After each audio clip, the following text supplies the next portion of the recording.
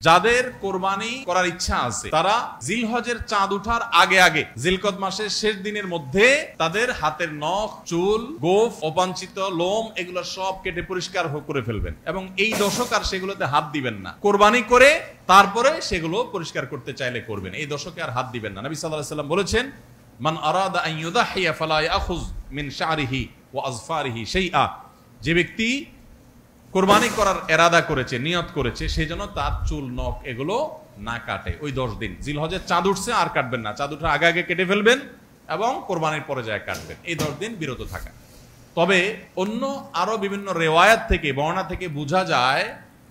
যে এই আমলটা শুধু যিনি কোরবানি করবেন তিনি নয়, যিনি কোরবানি করবেন না, কোরবানি করার সামর্থ্য নাই, তিনি এই আমল করতে পারেন, তাহলে আল্লাহ তাআলা তাকে কোরবানি করার সওয়াব দান করবেন।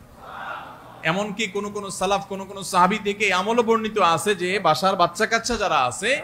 তাদেরকেও এই দশকে চুল, নখ ইত্যাদি কাটতে নিষেধ করেছেন। তাহলে চুল, নখ ইত্যাদি কাটা থেকে বিরত থাকা এই 10 দিন, আগে কাটা এবং পরে কাটা, এই 10 দিন না কাটাকাটি না করা, এটা একটা মুস্তাহাব আমল এবং প্রায় সব ফুকাহায়ে